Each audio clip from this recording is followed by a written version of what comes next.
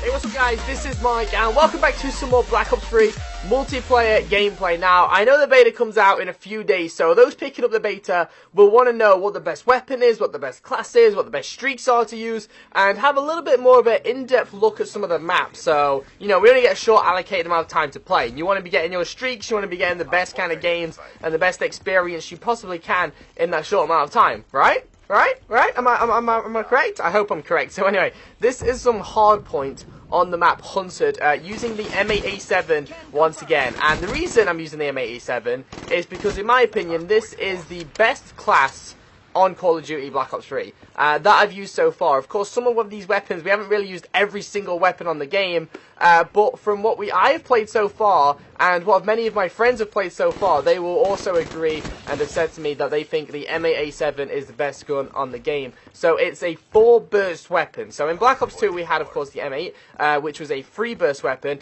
In this game it's actually a 4-burst weapon. So not really sure. Obviously, it doesn't make a massive amount of difference. It's still a burst weapon. If you're more of a fully assault rifle kind of guy, so you're looking for a fully automatic assault rifle, I would actually recommend the Man of War. It's a fully automatic assault rifle. It has a little bit of a slow fire rate, but quite high damage. So if you're more of an automatic kind of guy, I would recommend the Man of War. But for those people that like the burst weapons, like the M8 in Black Ops 2, I would definitely recommend this class. Now, a lot of people have also been asking me about the stock attachment. So, of course, stock was pretty much key in a public environment in Black Ops 2 with an assault rifle. It basically enabled you to, when you're aiming down sight, to strafe a lot easier. Now in Black Ops 2, it doesn't play that much of a difference. It does enable you to move quicker while ADSing once again, but it doesn't have the same difference as it does in Black Ops 2. So I wouldn't personally say stock is actually required. Don't get me wrong, it's a good attachment to have, and if you like aiming in, especially with the M8 as a weapon that is pretty much designed for aiming in and not very much hip firing, stock is obviously a good attachment. Grip just minimizes the recoil. I would always recommend a red dot sight on these kind of weapons, so I would definitely recommend red dot, grip, stock.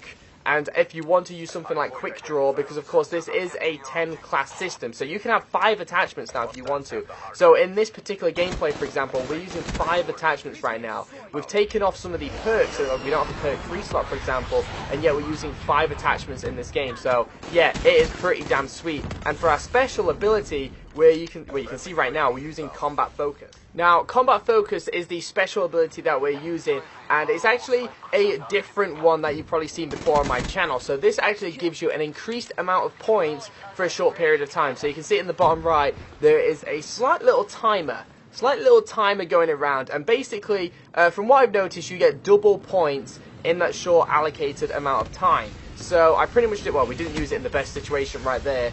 And it's more optimized when you use it if you're just about to jump on a domination flag, for example, so you get the capture kills as well as the double point system, or if you jump in a hard point, for example, so you get double capture, and then obviously when you get in the offensive and defensive medals, you get double points there. So actually using these streaks, using the special ability of Combat Focus in certain situations will enable you to get your kill streaks incredibly fast, incredibly fast. If it's normally going to take you 15 kills for a mothership, you get 5 kills, you've got your special ability, just about to run in the hard point, you enable it, get 3 kills in the hard point, plus your capture, you've pretty much got the mothership. So using these special abilities in the correct situations will enable you to get these streaks a lot easier, get your streaks faster, which is of course going to get you a massive amount of kills during your time in gameplay on Black Ops 3. So you can see the kill streaks in the bottom right that we're using, and if you actually don't know, in Black Ops 3, it actually tells you how many points is actually required for you to get your next streak, which I don't think we've actually seen before in a Call of Duty game, which I'm pretty excited about, because you're always trying to like either work it out in your head, like, okay, do I need 100 more points, do I need 500 more points, or you're trying to work it out by the bar, you're like, okay, I'm halfway there, how much more? But now we actually have the exact points that are required for your next streaks, which in my opinion is a really cool addition to this game. I feel like Scavenger is going to be a must. It really is going to be a must in Black Ops 3. If you're an okay player and you start to get some streaks together, you need Scavenger. You really need Scavenger. And also, a really cool addition as well is if you look when we run over bodies, it will actually say, you know, hold X or hold square to pick up the Arc 7, for example, right? But it will actually tell you the attachments that that weapon also has. So, for example, if you're using an M8 and you see an Arc 7 on the floor that has grip and quick draw, you might not notice that in the bottom right of your weapon, but it'll actually tell you on the floor that, hey, this is what attachments it has, so you can actually adapt your playstyle to suit that weapon that you actually pick up if you do run out of bullets. So I know it's only a little slight addition to this game, but it's a cool little addition, right? It's cool and it helps all the time. So also something that I didn't go into a massive amount of detail in the previous video was Ground War is confirmed to be returning in Black Ops 3, which makes me pretty damn excited because the mothership is essentially like the gunship, and if you get Black Ops 3 and Ground War in what seems to be open maps, oh boy, we're going to get a lot of kills, man. So you can see we're also using Ghost and Fast Hands. So Ghost, of course, is your standard Ghost perk, and Fast Hands, well, you know what Fast Hands is, right, if you've played any Call of Duty before. Now, another thing that you might need to know about Black Ops 3 is the point system is slightly different. So hard point is less points than you're probably normally used to acquire a victory. Also, domination is 65 points, and then you swap sides and it goes to 130 points. So now it's not your 200 points, it's actually 130, which I've now noticed, which is something a little bit different, which is something interesting. Let's see how this plays out. I am not a big fan of that because I obviously like games to go on for as long as possible,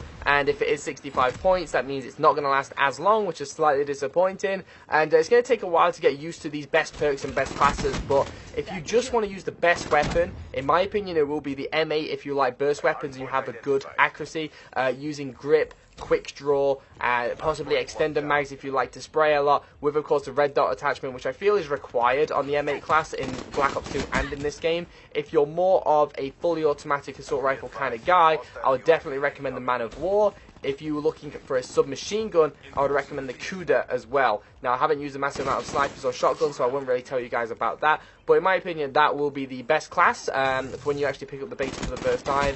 And give it a go. Use the kill streaks that you, of course, feel accustomed to. I'd probably recommend a UAV, Lightning Strike, and Hellstorm if you're pretty much just an average player. If you're a more advanced player, I'd recommend something like the Lightning Strike, Rolling Thunder with the Mothership or something along those lines. But yeah, I will cut this video up here. Hopefully you guys enjoyed it. I'll see you all guys soon for another episode, or another video, I should say. Peace out.